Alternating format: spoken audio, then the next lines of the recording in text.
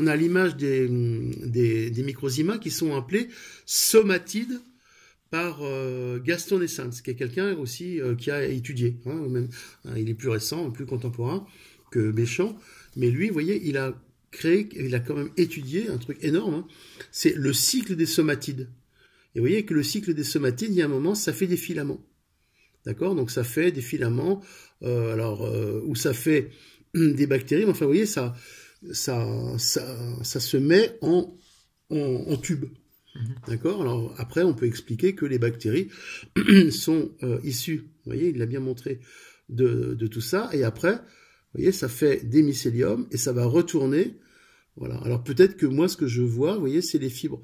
Voilà, je ne sais pas exactement ce que j'ai vu, mais je connais le cycle. Alors, soit peut-être j'ai passé, soit voilà. Donc vous voyez, les fibres, ils sont créés par les microzymas. Donc ça s'est passé dans mon sang. Donc, vous voyez, donc ça, c'est les microzymas qui réorganisent les globules rouges ou les substances du sang en filaments. C'est les filaments de fibrine, c'est-à-dire c'est ce qui va donner la structure, une des structures des cellules. Donc ça, vous voyez, normalement, le sang que j'ai sur les... Alors ça, c'est 2 jours après le sang qui est resté sur la plaque. D'accord? Donc j'ai rien fait et ça se fait automatiquement. Vous voyez, le sang se transforme. Et ce que je suis inquiet, c'est que les sangs que j'ai sur la plaque des gens que j'ai prélevés ne se transforment plus. Ils restent t'as vu, en reminéralisation, enfin ils sont plus en pile d'assiette, mais ils ne font plus ça. Donc c'est telle chimie interne qui manque en ce moment. Donc je n'en sais pas plus. Il retourne pas au flux quelque part. Il retourne pas au flux. D'accord. Alors je voulais aussi donner une indication pour les microzymas, pour ceux qui cherchent, c'est que on voit les microzymas extraits du corps, donc en panique. Parce qu'on ne sait pas exactement ce qui se passe dans le sang non prélevé. Est-ce que les microzymas sont moins affolés parce qu'ils sont restés dans leur contexte? Ça, c'est une grosse question. Parce que je trouve ça pas normal que les microzymas s'affolent dans tous les sens. Tu vois, c'est comme si c'était paniqué un peu. Ils sont au boulot, quoi. Peut-être qu'ils sont au boulot, mais peut-être que pas. Ouais, ok. Peut-être que pas. Donc, il y a d'autres noms pour les microzymas. Alors, je ne connais pas vraiment. Moi, je connais Gaston Naessens, somatide, microzymas. Il y en a qui appellent ça les protites. Donc, on pourra mettre les liens s'il y en a qui veulent. Alors, ça s'appelle Anderlin, celui qui a mis ce nom, c'est un Allemand. Bon, il y a eu beaucoup de gens qui ont travaillé sur les microzymas. Et les fameux midi-chloriens dans Star Wars. Et les fameux midi-chloriens, c'est la star. C'est la star, c'est la force. Ça, c'est Qui-Gon Jinn qui en parle. La force. Moi, j'associe vraiment, comme ils disent dans le film, les midi-chloriens à la force. C'est le lien, quoi. C'est génial, moi, je trouve. Plus que la biologie simple et tout ça. Cette vibration, enfin, ce lien entre le visible et l'invisible, encore une fois. Oui, c'est ça qui est magique, que j'aime. C'est ça que j'admire autant dans les crop circles aussi, d'une autre façon. C'est ce lien entre le visible et l'invisible, quoi. Oui, moi, je trouve que, oui, c'est ça. C'est le lien entre le visible et l'invisible. Entre la lumière et puis l'énergie du vide aussi, l'énergie du vide. Donc, le vide est plein de quelque chose. Là, on rejoint les travaux de Michel Cassé, le vide quantique, c'est-à-dire qu'il y a un vide plein de quelque chose. C'est comme si c'était ça, et que ça se manifestait, qu'on les voyait, et puis que ça faisait le boulot. Donc une intelligence qui vient d'ailleurs, d'où alors une notion de dimension, de Dieu, voilà, ça vient de là, il y a une intelligence. Donc les midi-chloriens, donc les microzymas sont informés, c'est-à-dire avec leur structure silice, ils reçoivent l'information. Ah oui, c'est ça, oui. Ils sont informés, et informés d'où? Informés de quoi? En tout cas, on peut les modifier, on peut travailler. Moi, je pense que c'est ce que je travaille avec mes mains. Mes microzymas vont informer les microzymas de la patiente, enfin pour peu qu'il en reste, mais en tout cas, on essaie de les faire ressurgir. Et c'est à partir de là où tu as vraiment la vraie communication d'information. Pour ceux qui font du nettoyage, c'est là où il faut aller. Sinon, vous nettoyez rien du tout. Eh ben, merci.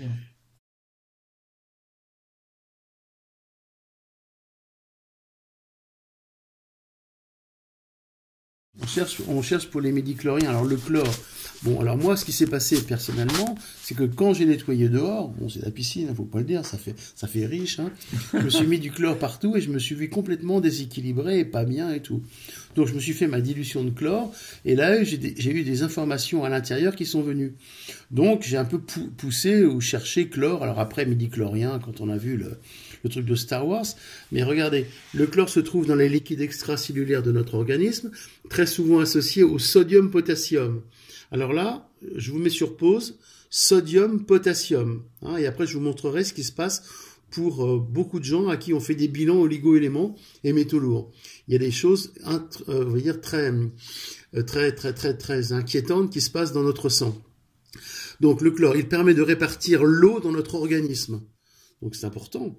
Parce que la répartition de l'eau, si elle se fait bien, eh bien vous êtes en phase de partout. Donc, et la pression osmotique, équilibre entre liquide extracellulaire et intracellulaire. Mais qu'est-ce qu'on voit là, l'équilibre?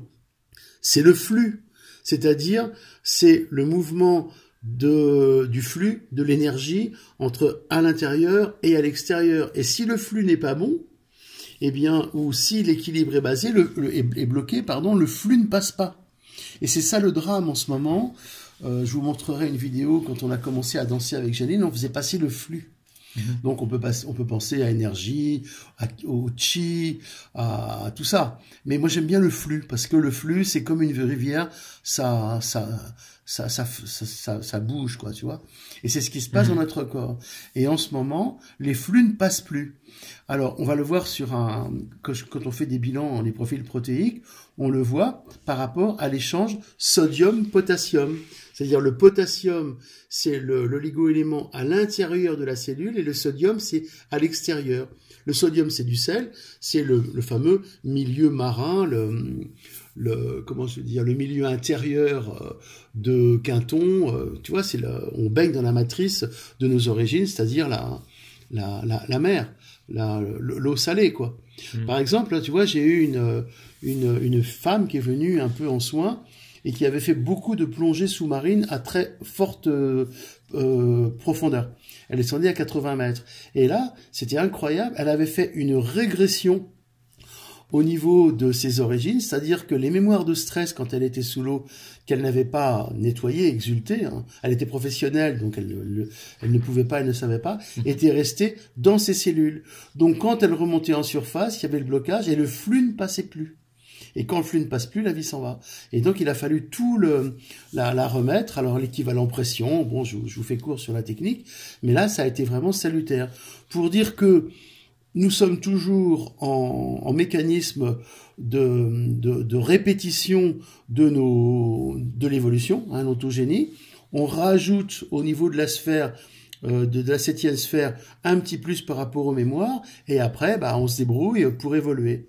Et quand le flux ne passe plus, quand l'échange membranaire sodium-potassium ne se passe plus, c'est là où ça commence à être inquiétant pour la santé. Et le problème, c'est que d'après le bilan que je vais vous montrer, les flux ne passent plus. Ouais. Les flux ne passent plus. C'est-à-dire que il y a des parasites dans les cellules qui font que les échanges ioniques ne se font plus bien. Et c'est pour ça qu'on commence à fatiguer, qu'on commence à dégénérer, qu'on a des cancers et tout ça. Alors pourquoi les flux ne passent plus? Je pense franchement que ce sont les ondes. Je pense que les membranes sont parasitées par trop d'ondes électromagnétiques et que là on commence à être au bout du tu vois, comment je veux dire, devant le mur, quoi, tu vois. D'accord. Donc là, je vais te montrer, si tu veux, les bilans. Alors, donc là, le terme, donc là, pour revenir, l'idée d'aller sur le chlore, c'était par rapport au terme midi-chlorien qui est employé dans Star Wars. Alors voilà. Donc, par rapport à ça, midi-chlorien, on va parler du chlore, donc très important. Mais après, on va voir dans un document que j'ai trouvé entre la relation entre chloroblast et adénosine triphosphate, c'est-à-dire l'ATP, la respiration dans la cellule. Donc je pense que c'est toujours les fameux ATP qui sont en fait, on dit c'est le carburant de la cellule. En fait, apparemment les nouvelles recherches montrent que ce sont les microzymas. Les microzymas, c'est l'énergie, c'est le carburant de la cellule.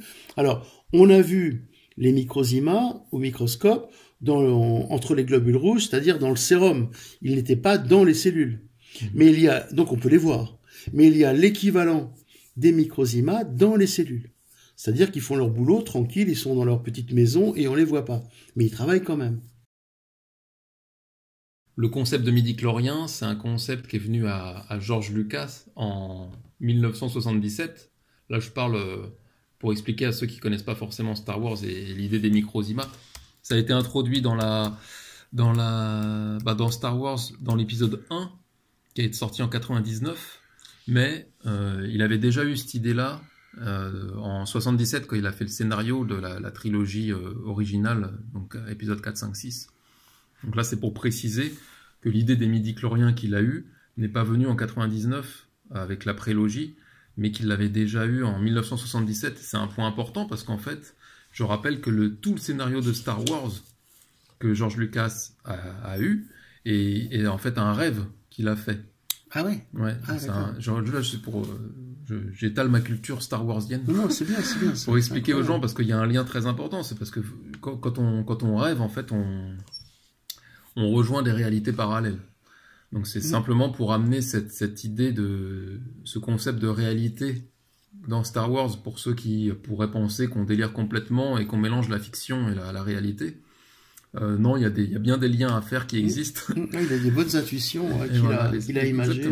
Exactement. Tout l'univers Star Wars est issu de ses rêves, et y compris les midi-chloriens, parce que je répète, ces midi-chloriens, il avait déjà pensé à ça en 1977. Ça, c'est pour rappeler à ceux qui ont beaucoup critiqué le concept de midi-chlorien qui est débarqué sur les écrans en 99. En fait, il l'avait déjà rêvé en 77. Donc c'est simplement pour dire que ça rejoint tout le scénario de Star Wars, et donc cette réalité, on va dire, fictionnelle, je sais pas comment on dit. Ouais, c'est bien fictionnel, ça va.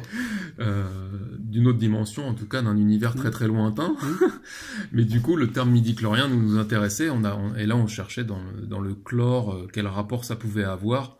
Et donc moi, ça m'amuse de voir que le chlore, on voit que ça a un rôle de communication entre l'intracellulaire et l'extracellulaire, dans l'eau. Exactement, donc le flux.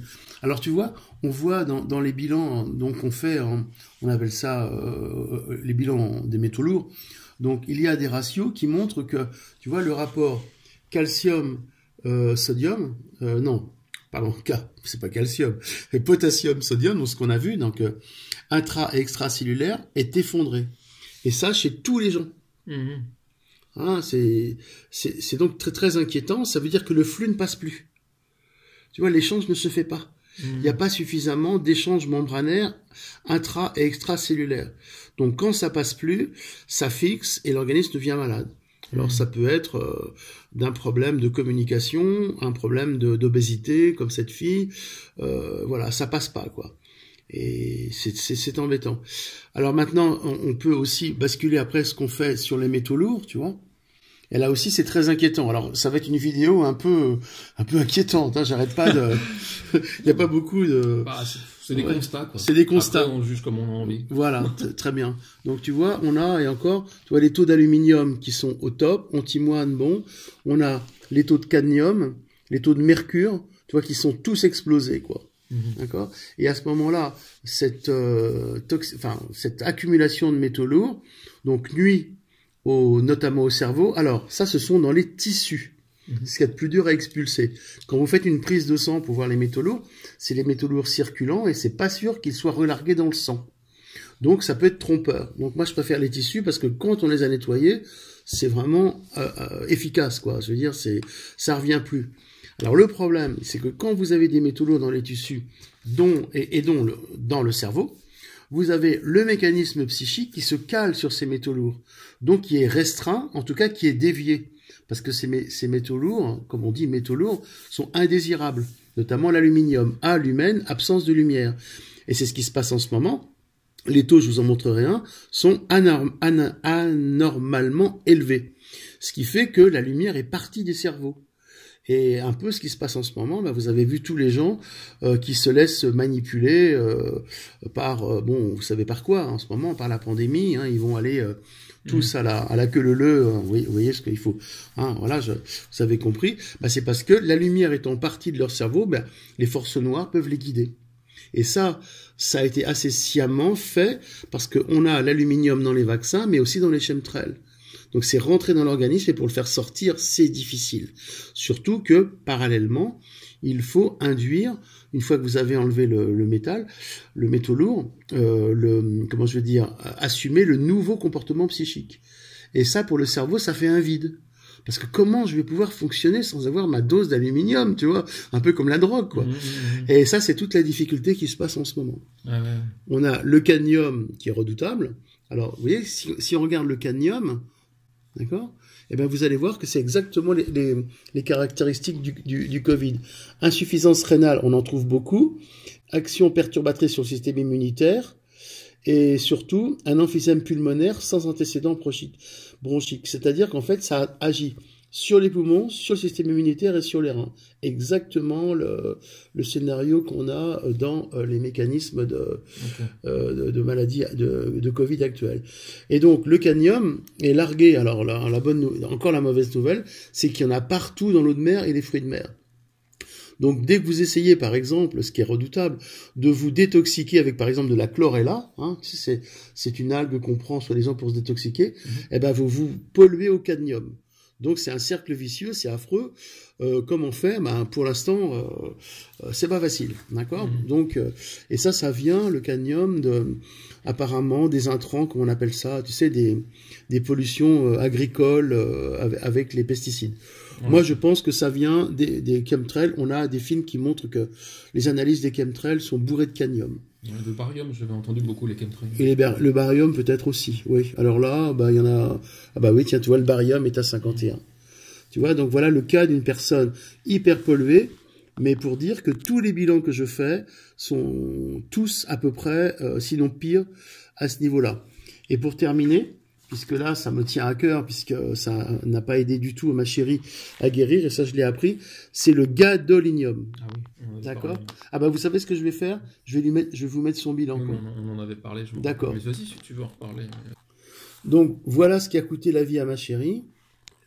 D'accord. Donc, vous voyez déjà, elle, tous les taux d'échange étaient au plus bas. Donc, c'était pas bon signe, mais voilà, je commençais à découvrir ce mécanisme-là. Regarde le taux d'aluminium, alors qu'elle était nettoyée quand même, tu vois. Donc, mais quand le médusa bloque, parce que la force s'en va du sang, comme je vous expliquais, l'auto-nettoyage ne se fait pas. Et voilà ce qui a été terrible. C'est le gadolinium, tu vois. Le gadolinium à 50%, qui était suite à un truc qu'elle s'était fait pour le cœur, là, enfin, tu vois, une injection, et ça reste, et je ne savais pas le nettoyer à l'époque, d'accord? Donc, ça rentre dans le cerveau, ça commence à affaiblir le cerveau central, et là, les facultés mentales, cognitives, comme on dit, diminuent. Et sur 10 ans. C'est sur 10 ans que ça a diminué. Et ça, je ne savais pas, et maintenant, je le dis pour les gens. Il y a encore un autre fait troublant qu'on voit en ce moment, c'est l'argent, d'accord? Il y a beaucoup d'argent. Alors, ça vient des amalgames dentaires, probablement, ça vient peut-être d'autres... Mais qu'est-ce qui se passe? C'est que l'argent fait comme une plaque photographique, vous savez, de l'argentique, on parlait. Ça existe dans les mémoires pour nous. Ça existe, l'argentique. C'est comme si l'argent fixait l'image comme une plaque de photographie à l'époque, et dans le cerveau, ça fixe. Ce qui veut dire que plus vous avez d'argent, plus vous avez les images fixées. Ça s'appelle la fixité mentale, ça s'appelle comment je veux dire,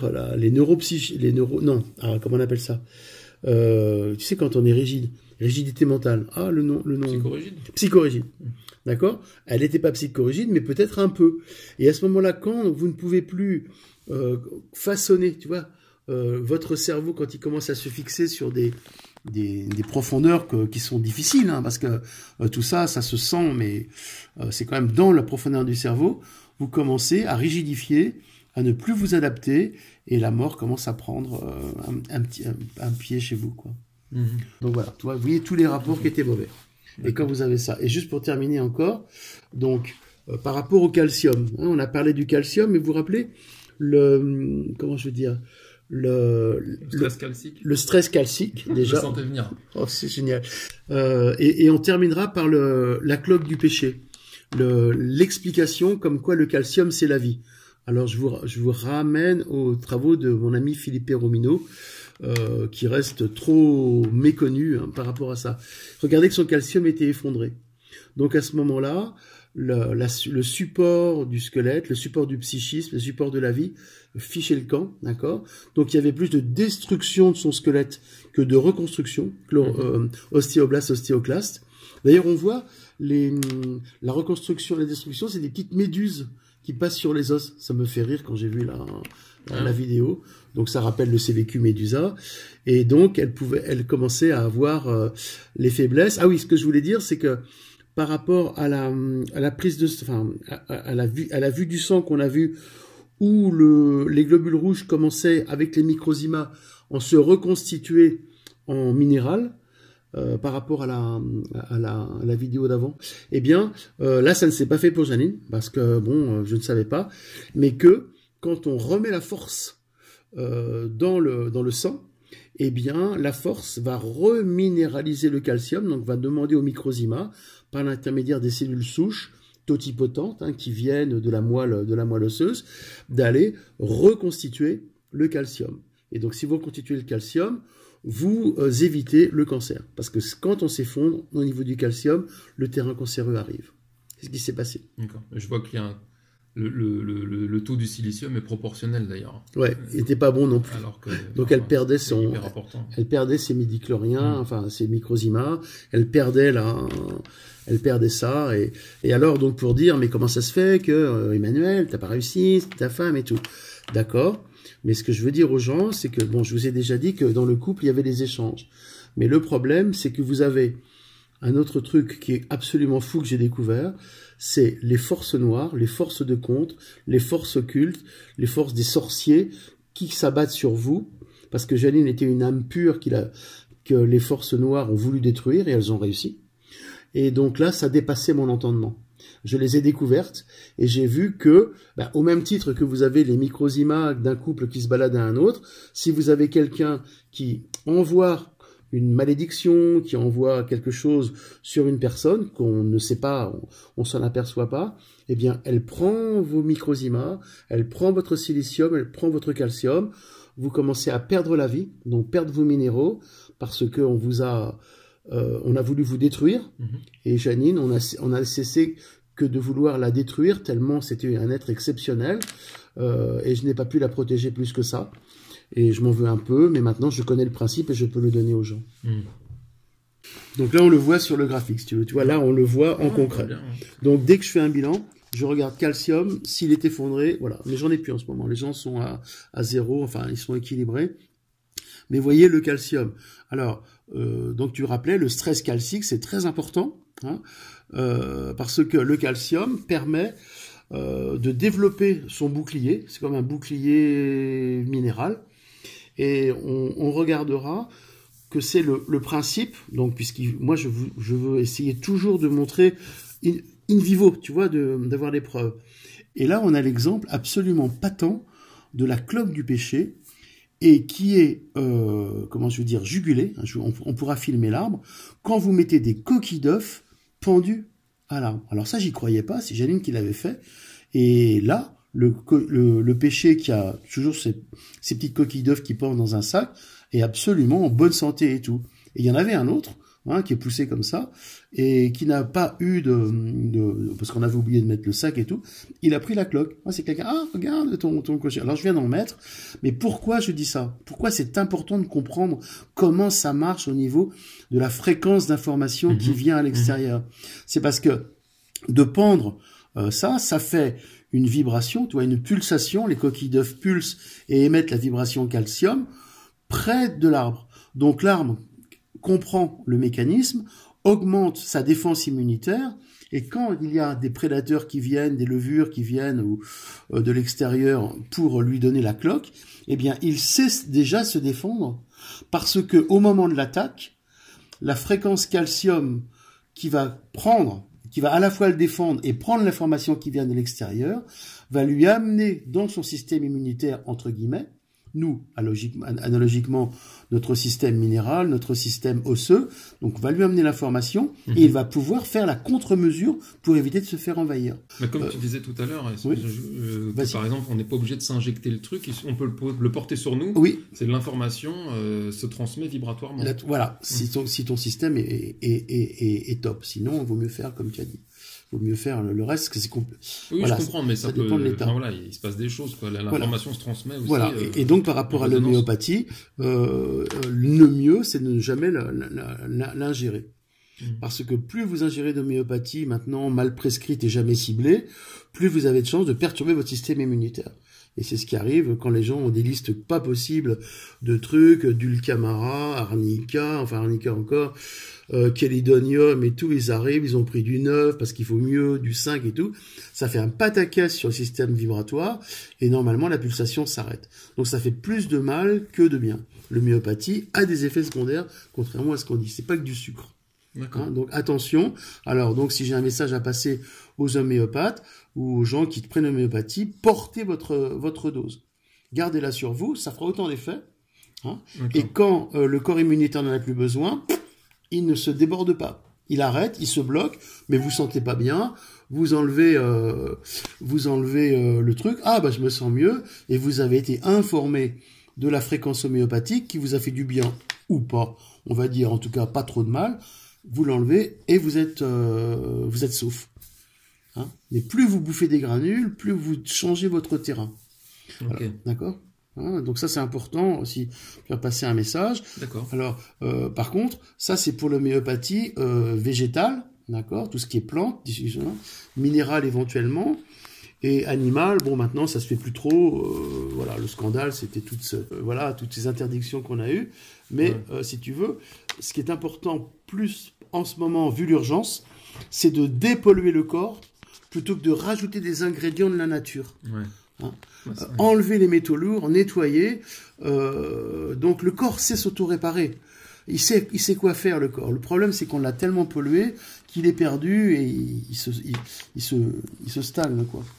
C'est marrant du coup, quand tu dis que le plus important, c'est de se dépolluer. Oui. Ça rejoint aussi le concept, on va dire, fractalement parlant, que moi je partage souvent, on va dire, dans mes enseignements spirituels, pour être ce qu'on est et retoucher cette lumière intérieure du doigt, plutôt que de chercher à apprendre des choses ou à découvrir des nouvelles choses, de se débarrasser de ce qu'on n'est pas. Quoi. Oui, connais-toi toi-même. Ce que tu dis, hein, de virer les métaux lourds, ça se rejoint aussi dans le concept de virer les croyances de l'ancien monde, comme moi je parle. Quoi. Oui, qui peuvent être fixées d'ailleurs dans les métaux lourds. Oui, tout à fait. Hein, tu vois, c'est pour ça que, par exemple, quand on voit les fanatiques en ce moment, par exemple, les islamistes fanatiques, c'est qu'ils ont un taux d'argent dans le cerveau qui est immense.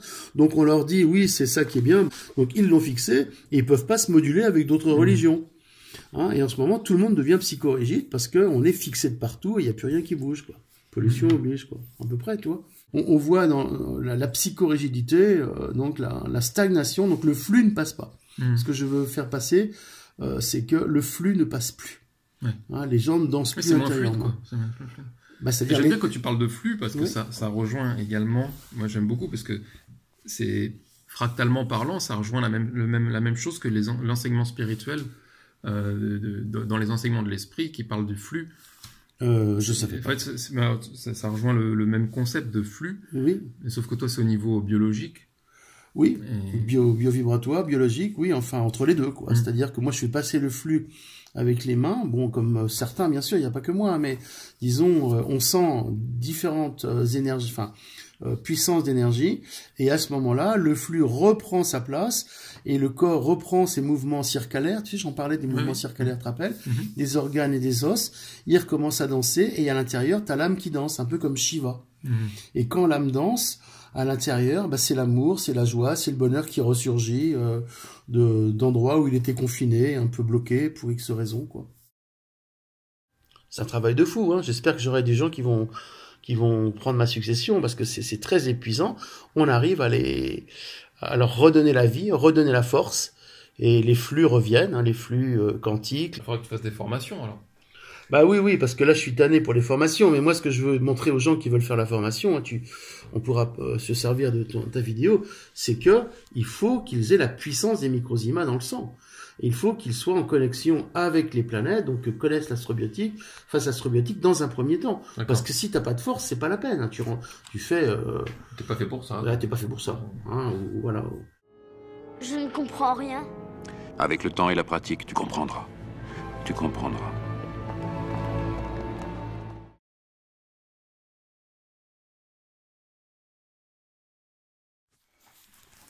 Donc, il y a deux choses. Hein, quelque chose qu'il faudra savoir. Bon, ça sera dans mon prochain bouquin. Et puis, je vais donc déjà vous montrer. Tu vois, je me fais mon autopub. Hein. Ouais, vas-y. Il y a des gens que ça intéresse, donc allons-y. Oui. Donc voilà, on n'arrive pas à le terminer, mais vous voyez, c'est sur le darwinisme ésotérique. Donc je parle un peu de tout ça, et notamment cette méthode anti-cancer, et surtout le rapport avec ce que j'appelle, en plus du cerveau vibratoire quantique, le cerveau alchimique. Je ne crois pas que j'en ai parlé encore, mais bon, pourquoi pas faire un tout petit résumé. Dans le cerveau, cette bulle de vide, vous savez, dont je parle un petit peu, qui se déplace avec les informations, qui vient de... Eh bien, on l'a au centre du cerveau avec la pulsation, et c'est elle qui permet de gérer la transmutation biologique. Ça, c'est un truc de dingue. C'est-à-dire, c'est pas de moi, hein, c'est de Louis Kervran. Donc, j'invite tes auditeurs, voilà, tes adeptes, les spectateurs, quoi. Les spectateurs à se renseigner. C'est-à-dire que la nature a prévu une sorte de fusion froide, c'est-à-dire que quand tu lui manques quelque chose, elle translate les protons, donc, que l'on voit ici avec le numéro atomique, vous voyez. D'accord ? Elle les translate, elle les additionne, et en additionnant, elle fait l'élément de la table qui correspond à l'addition des protons de base. 8 et 7, 15. Donc si on mélange les deux, on fera du P, du phosphore. D'accord ? D'accord. C'est incroyable. Alors, pour ma chérie, j'ai pas compris pourquoi elle était morte le 17. Et le 17, c'est le numéro atomique du chlore. Okay. Donc j'ai trouvé ça comme une synchronicité incroyable. Je crois que le chlore, c'est quelque chose de...